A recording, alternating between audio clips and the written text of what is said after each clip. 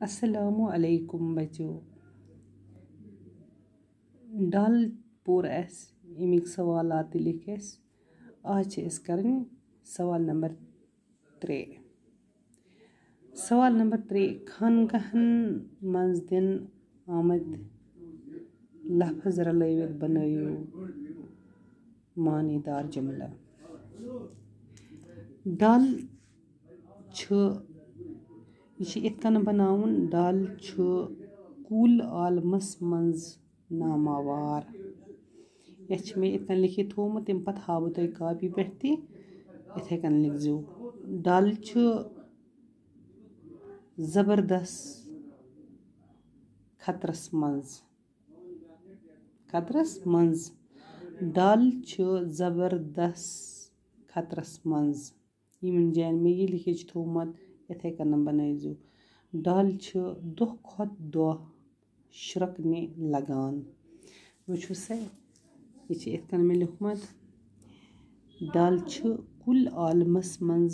नामावार डल जबरदस्त खतरस मज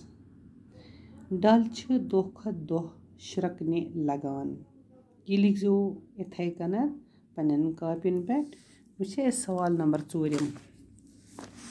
सवाल नंबर 4 नावतन वारियाह किस्म मिसाले खास नावत आम नावत जमाज नावत अकज नावत ये पत गई मिसाल खास नावत गो युस खासन मज मशहूर ये आम नावत गो युस आम ते पई आम वन खुले आम इत आसान प्रत कम खास नावत गो डॉक्टर शेख मोहम्मद इकबाल यस वन doctor sir Mohammad Iqbal doctor Sheikh Mohammad Iqbal खास गुलमर्ग इत गो खास शाह कोल इत गई खास आम नावत गो कोर या लड़का कोर दुनिया आसान या लड़के दुनिया या प्याल या शहर गाँव वनो हम गई आम नावत जमज नावत गो सह नावत युस वाहिद मगर माने नेर बस जुमा नावतुक जमज नावत आसान मिसाल पंगत वारियन जानवरन हंज जमज फौज वारियन सिपहन हंज जमात खुल वारियन चारवाइन हंज जमज अम गई अमन वन जमज नावत यम जमातन मज आसन बह वन यथ पट वनु वारियन चीजन या नफरन हंज छक जमज नावत दपा अगर वारिया नफर आसन या चीज आसन पत आसन छकन तमन वन जमज नावत यमन मज चरियो जमज नावत दपा यमन मज चरियो सा जमज नावत अम किस मशरकस मज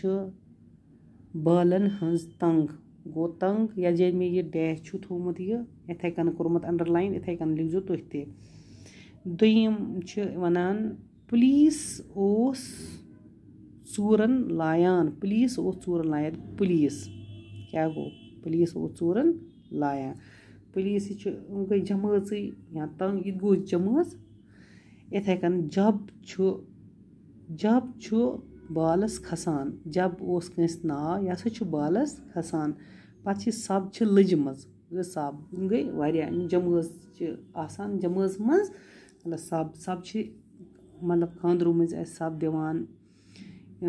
समा अके त्रम बत या अकिस नफरस तथ मज तथ वन सब लजमज गो सब यमन अंडरलाइन यह कर इथे कन कर तुह हम गई जमज फिर उस पेज नंबर 88 इथे कन वन चूरम अखज नावत यम नावकिन खास मर्तच मियार या अमली हंज बावत करान तिमन अखज नावत वन सालन ईमानदारी चलांके लोल बेमारी बादशाही या अर्ज यम जमाजन मन चरियो अखज नावत गो यम चरियो सा इथे कन डल